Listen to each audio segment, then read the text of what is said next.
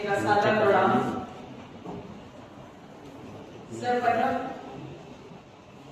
इस धरती पर इस संस्था जिसका नाम मदन मोहन मालवीय स्नातकोत्तर महाविद्यालय है, इस संस्था के संस्थापक माननीय स्वर्गीय श्री दिनेश सिंह जी को मैं सादर नमन करती हूँ, उनको श्रद्धांजलि अर्पित करती हूँ। यहाँ उपस्थित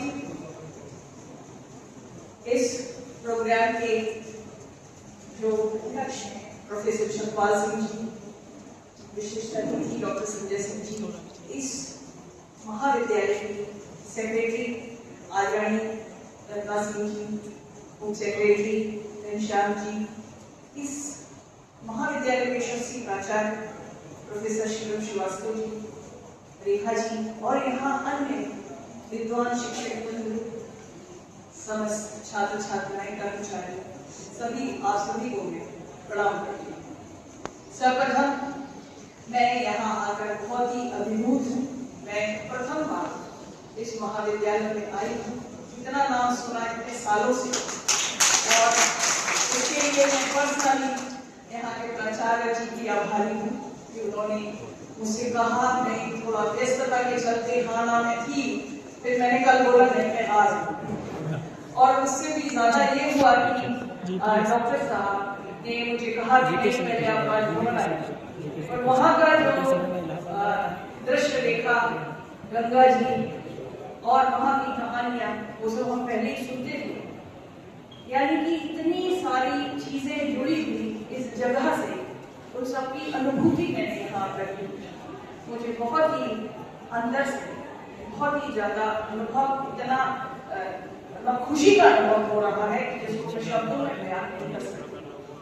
सबसे पहले तो मैं साधुवाद देती हूँ आपकी टीम को कि आपने पूरा छात्र सम्मेलन किया, पहली बार हो रहा है, और मैं यहाँ इस सभागार में आपके समक्ष हूँ। इसकी मुझे बड़ी खुशी है, बड़ी प्रसन्नता हो रही है कि आप एक ऐसा प्लेटफॉर्म आपने पुराने लोगों को बुलाकर सम्मानित करने का जो विड़ा बनाया है, इसके लिए आप लोगों को साधुवाद। छात्र सम्मेलन क्यों आवश्यक होते हैं? आप ही महामना ने ही BHU बनाया, जिसकी विश्व में पहचान है। महामना ने ही उसको चंदा बटोर के बनाया। किस तरह से बनाया आप सभी जानते हैं। एक ऐसा आपको यहाँ पे आके अपने वो पुराने दिन याद आए, आप फिर अपने उसी 20 साल 25 साल की उम्र में चले गए कि तब आप जो थे वो किस तरह से महसूस करते थे एज ए स्टूडेंट, और वो जो खुशी आपको आज आपने देखा जो हाई कोर्ट से आए हुए हैं, उन्होंने किस तरह से अपनी भावना को यहाँ पर प्रस्तुत किया।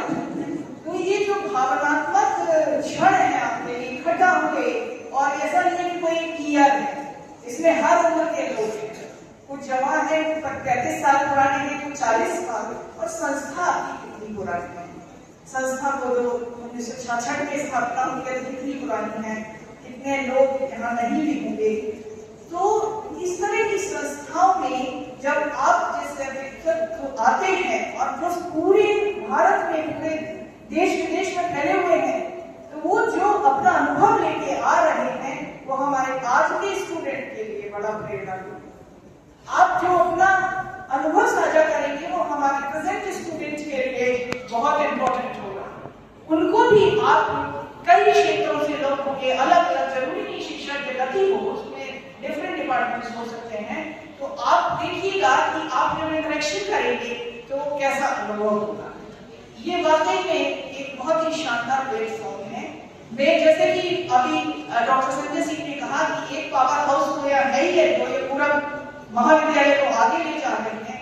एक दूसरा पावर हाउस यूनिवर्सिटी में है जो आपके सामने है। तो आप प्रयास करें, आप फाइल लगाएं और वो फाइल ओके हो, बस और क्या करें।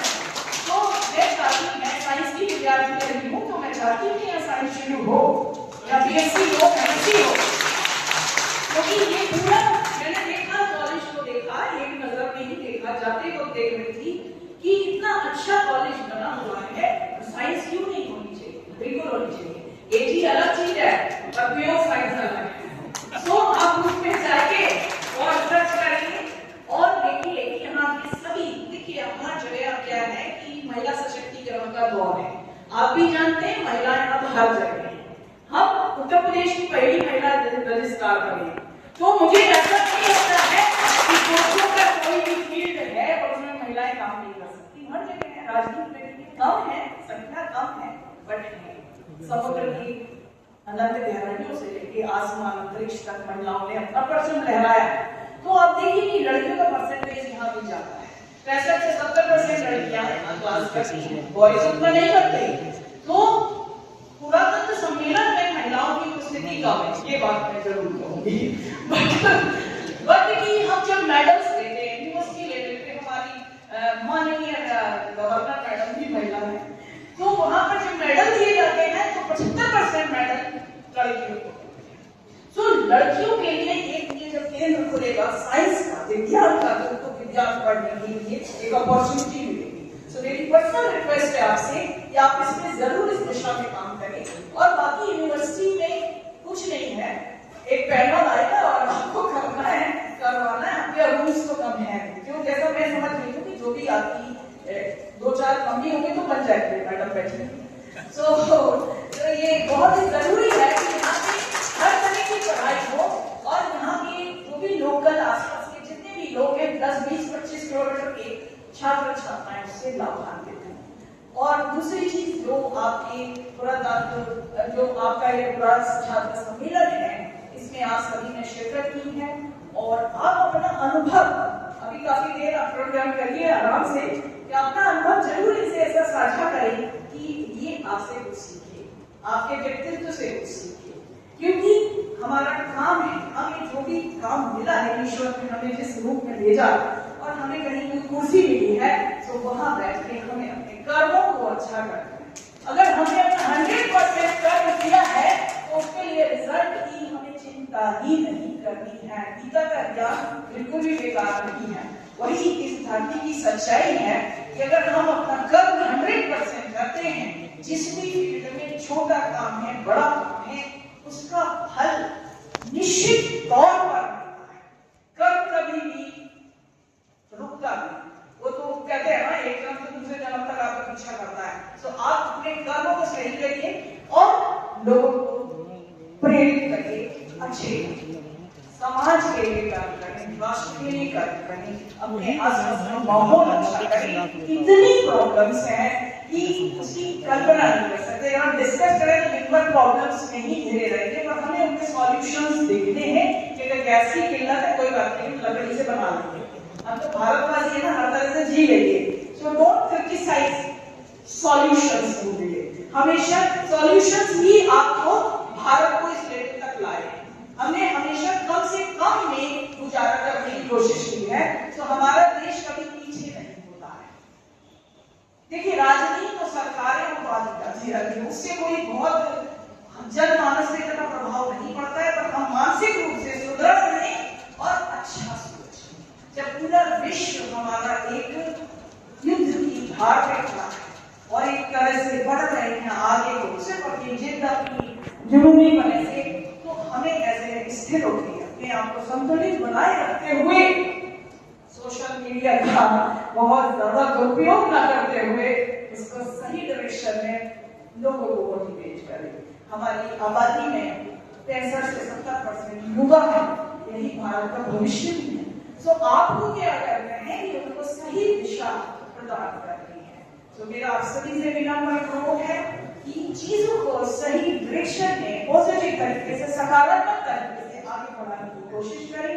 आप, मैं बहुत ज्यादा समय नहीं लूंगी, मेरा कई फोन आ चुका है यूनिवर्सिटी से, क्योंकि वहां भी थोड़ा सा दिक्कतें होती हैं। यूनिवर्सिटी में दुर्भाग्य से या सौभाग्य से 2-2 पद लिए और काम ओवरलोड हो जाता है वहां पर। अब क्या करें, सबका तो सौभाग्य मेरा तो नहीं लगता, क्योंकि मेरे को पता नहीं कब रात के 8 बज जाते हैं वहां पर काम करते करते। सो मैं आपकी बहुत ज्यादा सभी के आभारी हूँ। मुझे आपसे से मिलने का जो सौभाग्य मिला है, इसके लिए मैं आपको बहुत बहुत धन्यवाद देती हूँ और पुनः आप सभी को ढेर शुभकामनाएं, बधाई। Thank you so much. बनाया